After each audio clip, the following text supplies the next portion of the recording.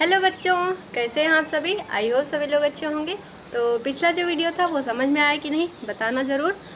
जो भी डाउट है आप अपना कमेंट बॉक्स में ज़रूर लिखना। कोई भी दिक्कत आती है ज़रूर से पूछिए और उसके बाद साथ ही साथ अपडेट रहिए हमें मेरे साथ, क्योंकि अभी देखो जैसे ही साइंस कंप्लीट होता है, न्यूमेरिकल भी हम कंप्लीट करने वाले हैं जल्दी जल्दी से। उसके बाद जो फटाफट से हम मैथ्स का थोड़ा सा प्रैक्टिस करेंगे, ठीक है बच्चों। तो जो भी 10th में है या फिर जो भी वीडियो देख रहे हैं, कमेंट करके ज़रूर बताना कि क्या आपको मैथ्स का वीडियो चाहिए या नहीं चाहिए। कमेंट करके ज़रूर बताइएगा। चल अब हम वीडियो को स्टार्ट करते हैं। और आज के इस चैप्टर में हम क्या पढ़ेंगे, हम पढ़ने वाले हैं विद्युत धारा का ऊष्मीय प्रभाव। इससे पहले जो भी आपने लेंस, प्रिज्म, दर्पण ये सब पढ़ा है उसको रिवीजन करते चलिए, रिवाइज करते चलिए। अब हम पढ़ते हैं इस वीडियो में क्या है, विद्युत धारा का ऊष्मीय प्रभाव। विद्युत धारा का ऊष्मीय प्रभाव जानने से पहले हमें ये जानना है कि विद्युत धारा किसे कहते हैं। तो लिखिएगा हेडिंग बना के कि विद्युत आवेश के प्रवाह को क्या कहते हैं बच्चों, विद्युत धारा कहते हैं। क्या कहते हैं, विद्युत आवेश का जो प्रवाह होता है उसी को हम क्या कहते हैं, विद्युत धारा कहते हैं। विद्युत धारा का मात्रक क्या होता है, विद्युत धारा का जो मात्रक होता है वो है एम्पियर। क्या होता है बच्चों, एम्पियर होता है। आई बराबर, मतलब धारा तो आई ही लिखते हैं, तो आई बराबर क्यू अपॉन टी। फॉर्मूला नीचे नोट करिएगा, आई बराबर क्यू अपॉन टी। विद्युत धारा, विद्युत आवेश के प्रवाह को क्या कहते हैं बच्चों, विद्युत धारा कहते हैं। इसका जो मात्रक होता है वो क्या होता है, एम्पियर होता है। ठीक है, ये क्यू मतलब क्या है, कूलम, और टी का मतलब है समय। समय किस में होता है, सेकंड में होता है ना, समझ गए। चलो अगली हेडिंग डाल दीजिए, विद्युत ऊर्जा। विद्युत ऊर्जा किसे कहते हैं, तो देखो कोई चालक होता है उसमें क्या होता है, आवेश प्रवाहित किया जाता है ना, तभी तो उसमें इलेक्ट्रिसिटी आती है। तो वही है, जब किसी चालक में हम क्या कर दें, आवेश को प्रवाहित कर दे, तो वही क्या होता आता है बच्चों, विद्युत ऊर्जा कहलाती है। तो लिखिएगा, किसी चालक में विद्युत आवेश के प्रवाहित होने से जो ऊर्जा व्यय होती है उसे हम क्या कहते हैं बच्चों, विद्युत ऊर्जा कहते हैं। क्या होता है, विद्युत ऊर्जा।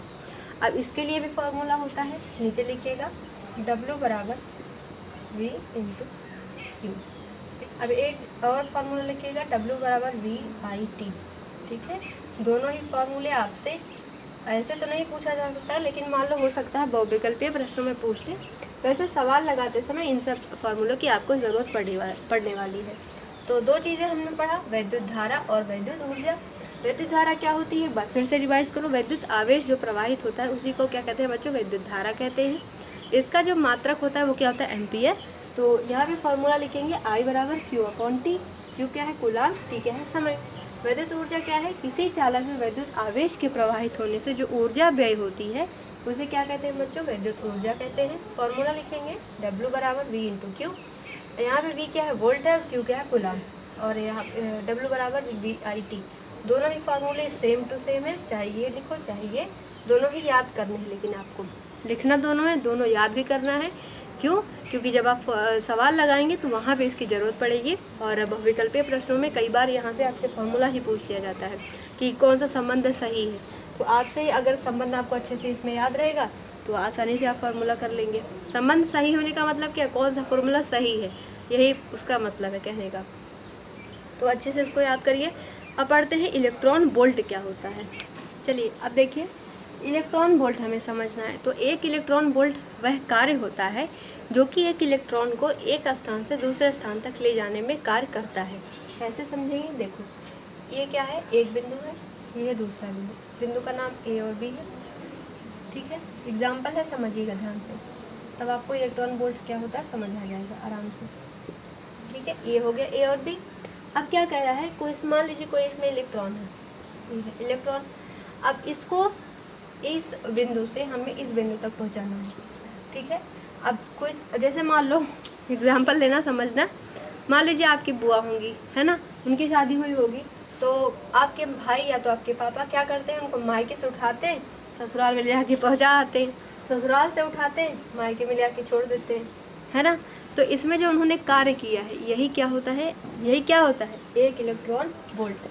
तो इसी को फिजिक्स की लैंग्वेज में समझिए कि इलेक्ट्रॉन को, इलेक्ट्रॉन मतलब बुआ जी, तो क्या होगा, इलेक्ट्रॉन को बुआ जी को मायके से ससुराल, मतलब इलेक्ट्रॉन को एक बिंदु से दूसरे बिंदु तक पहुंचाने में जो कार्य किया गया है उसी को क्या कहते हैं बच्चों, एक इलेक्ट्रॉन वोल्ट कहते हैं। ये क्या है, कार्य है। ठीक है, आसानी से समझ गए, कोई दिक्कत नहीं हुई ना। अब एक इलेक्ट्रॉन वोल्ट में कितनी एनर्जी वगैरह होती है समझ लेते हैं। तो एक इलेक्ट्रॉन वोल्ट ईवी मत लिखेगा आप लिखेंगे एक इलेक्ट्रॉन वोल्ट बराबर लिखेंगे 1.6 इंटू 10⁻⁻19 जूल। ये इसका वैल्यू होता है। आपसे ये वैल्यू पूछी जाती है कहाँ पर, बहुविकल्पीय प्रश्नों में या अति लघु उत्तरीय प्रश्नों में 2 नंबर में आपसे पूछा जाता है। तो एक इलेक्ट्रॉन वोल्ट आपसे पूछा जाएगा तो क्या कहेंगे 1.6 इंटू 10⁻⁻19 जूल। पीछे मात्रक लगाना मत भूलिएगा। ठीक है, समझ गए इतना सारा बात। अब हमें इलेक्ट्रॉन वोल्ट में क्या है, बुआ जी को उठाना है, ससुराल से डायरेक्ट मायके ला के पटक देना है, मायके से उठाना है, ससुराल में जाके पटक देना है। तो यही क्या हो गया, इलेक्ट्रॉन। मजाक है, समझना, बस आपको समझने की ज़रूरत है। इसलिए कोई भी मैं अगर कोई मजाक करते हो तो आप उसको दिल पे मत लेना, बस समझना कि हम क्या समझना चाह रहे हैं। ठीक है, चलो इलेक्ट्रॉन वोल्ट हमने पढ़ लिया। अब हम तो पढ़ते हैं, हमने वैद्युत धारा पढ़ लिया, इलेक्ट्रॉन वोल्ट पढ़ लिया। अब हम पढ़ते हैं कि वैद्युत धारा का ऊष्मीय प्रभाव क्या होता है। समझते हैं कि वैद्युत धारा का ऊष्मीय प्रभाव क्या होता है।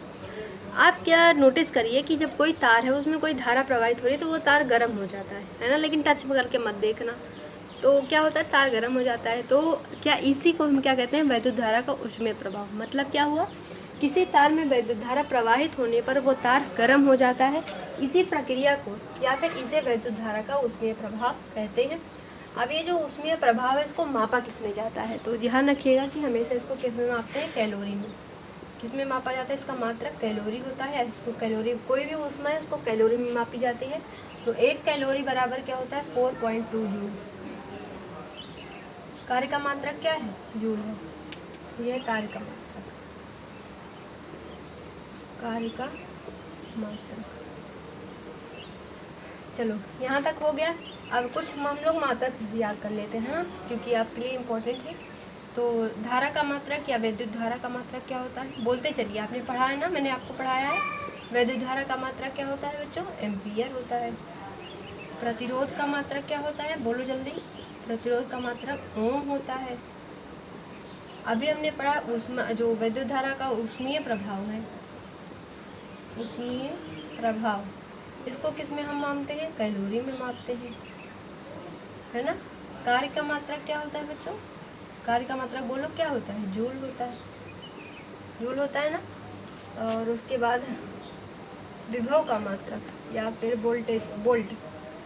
तो ध्यान रखिएगा कि जो, हाँ एक चीज़ और, अमीटर और वोल्ट मीटर, अमीटर और वोल्ट मीटर। अब अमीटर से हम क्या नापते हैं, धारा, है ना। और वोल्ट मीटर से क्या नापते हैं, विद्युत विभव या फिर वोल्ट विभव लिखते हैं, विभव। ठीक है। और अभी मैंने आपको बताया कि जो 1 इलेक्ट्रॉन वोल्ट, इसकी वैल्यू क्या होती है, 1.6 इंटू 10⁻⁻19 जूल।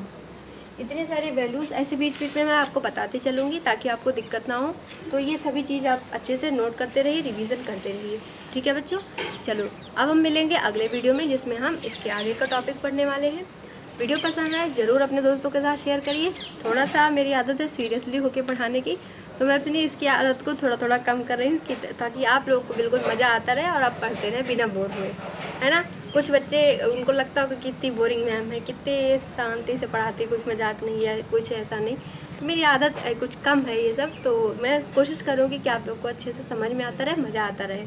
तो चलो मिलते हैं अगले वीडियो में, तब तक के लिए थैंक यू। वीडियो को आप ज़रूर शेयर करें अपने सभी दोस्तों के साथ। तब तक के लिए बाय।